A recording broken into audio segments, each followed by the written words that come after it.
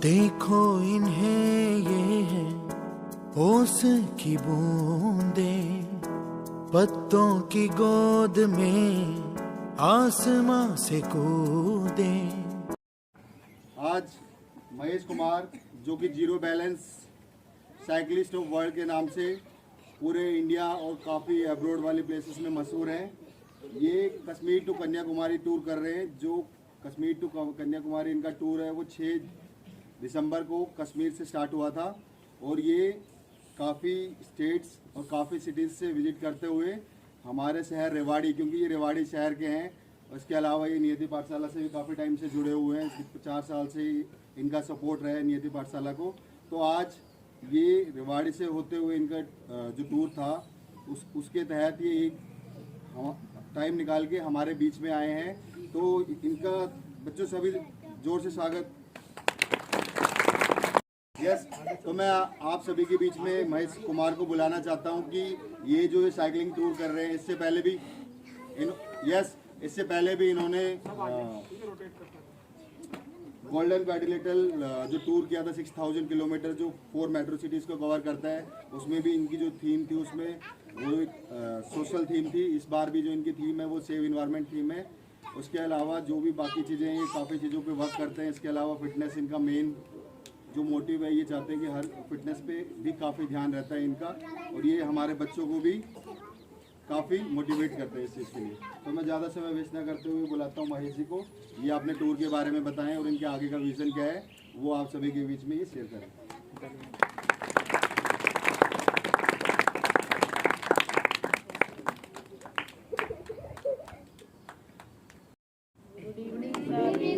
जोर से एनर्जी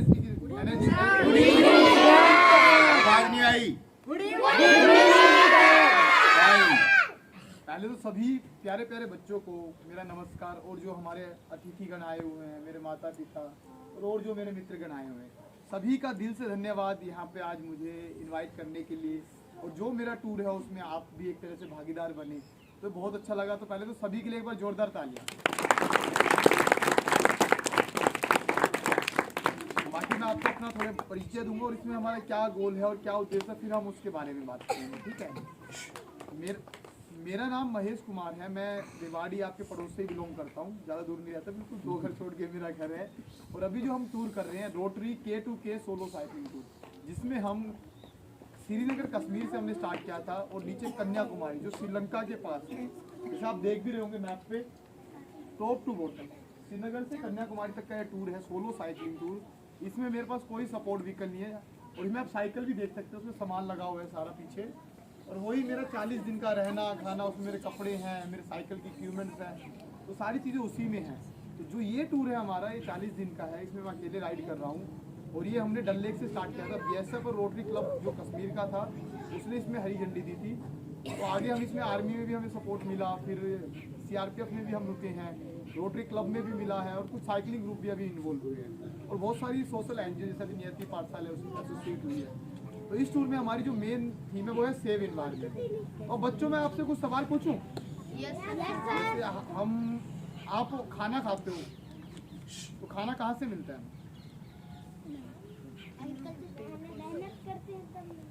मेहनत से तो मिलता है। हाँ, वो ठीक है। जैसे इन्होंने अभी बोला, क्या बोला, खड़े हो जाती तू। एग्रीकल्चर क्या होता है हिंदी में बता दिया। खेती बाड़ी। तो हम कहते हैं हम खाना बना रहे हैं, लेकिन एक्चुअल में खाना नेचर बनाता है। सबने पढ़ा होगा ना, फोटोसिंथेसिस एक साइकिल होती है, क्लोरोफिल होता है, सनलाइट उसमें पड़ती है, पोर्स होते हैं। खाना कौन बनाता है?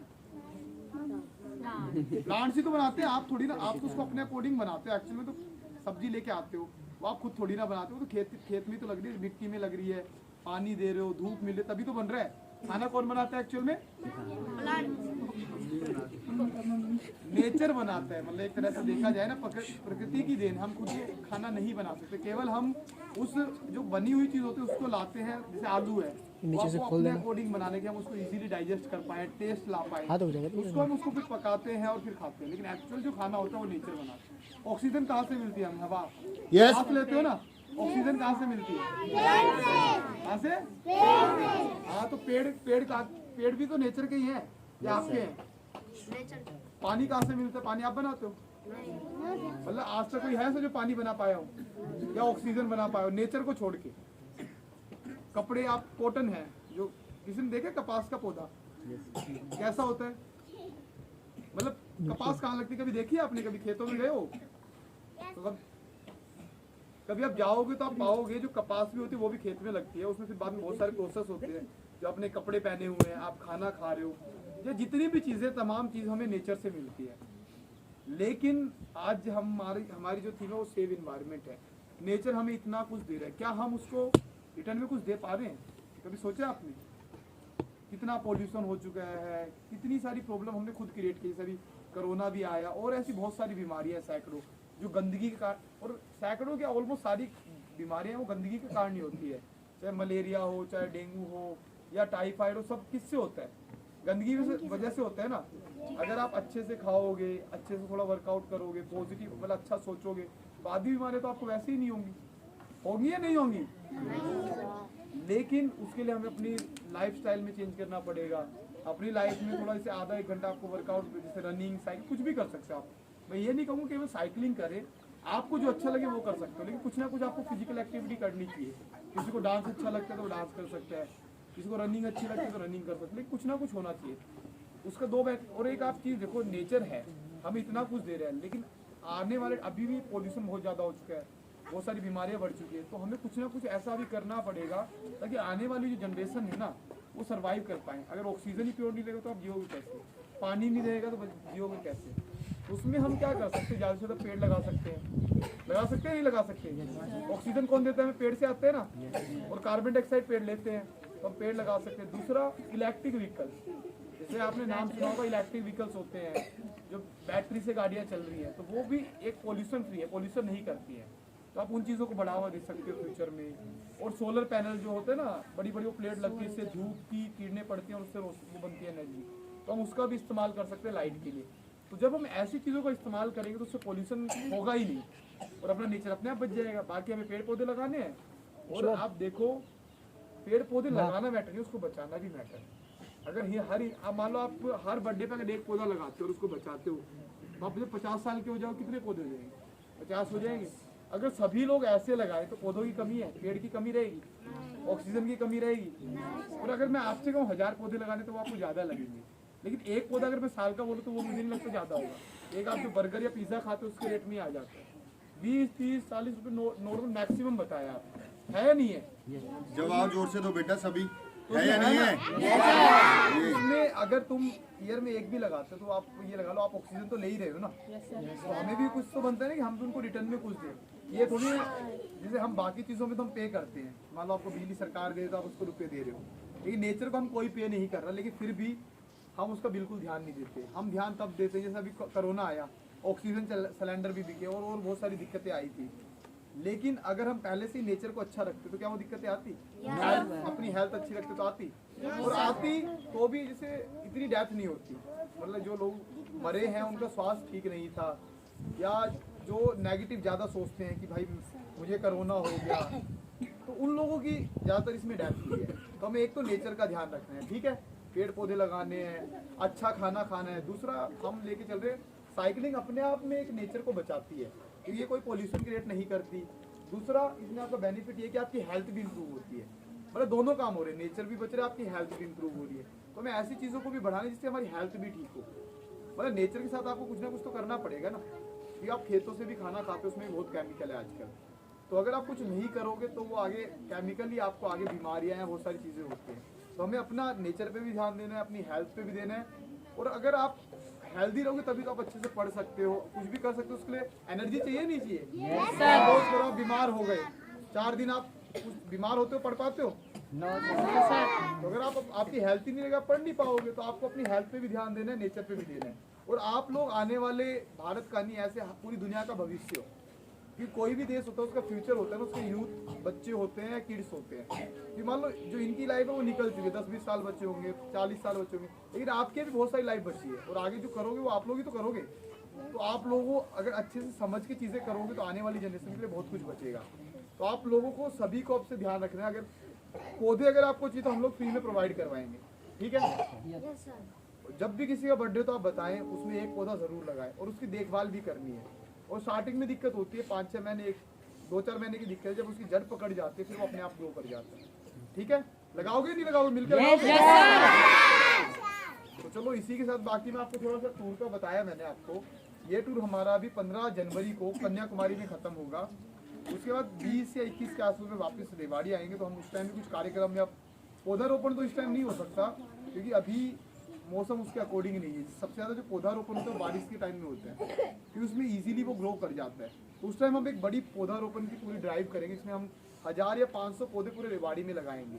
तो उसमें भी सबको इन्वॉल्व करेंगे। ठीक है?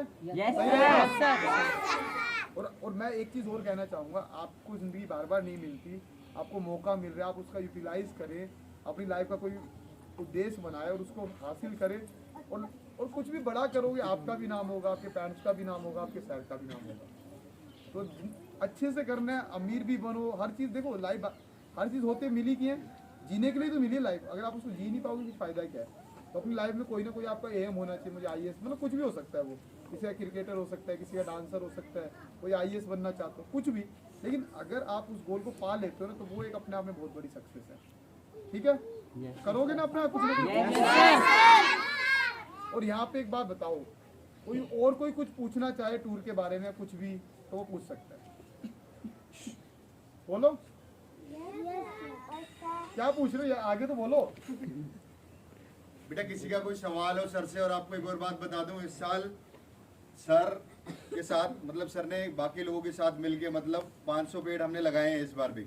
और वो 500 पेड़ बेटा अच्छे से लगे हुए हैं और उनकी केयर भी हो रही है। ठीक है? तो ऐसा नहीं है कि सिर्फ बोल रहे हैं हम और लगाते नहीं। बेटा इस साल 500 पेड़ लगे हैं।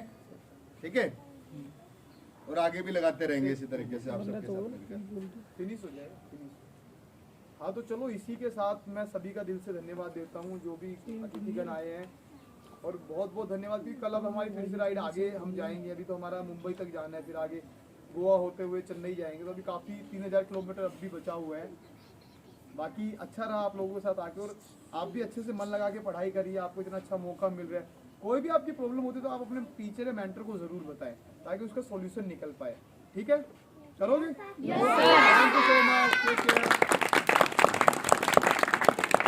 हमारे जो साइकिलिंग टूर कर रहे हैं उन्होंने बच्चों के मतलब बच्चों के अकॉर्डिंग जो चीज़ें ज़रूरी हैं आपको वो चीज़ें बताई हैं। बाकी बहुत सारी ऐसी चीज़ें हैं जो इनसे रिलेटेड है, पर हर चीज़ तो टाइम नहीं है ना बेटा इतना। तो इसके अलावा बेटा हमारे बीच हमारे कुछ अतिथिगण हैं, तो मैं सबसे पहले अरुण जी को बुलाना चाहूँगा हमारे बीच में। मेरे तालियों की जोरदार स्वागत।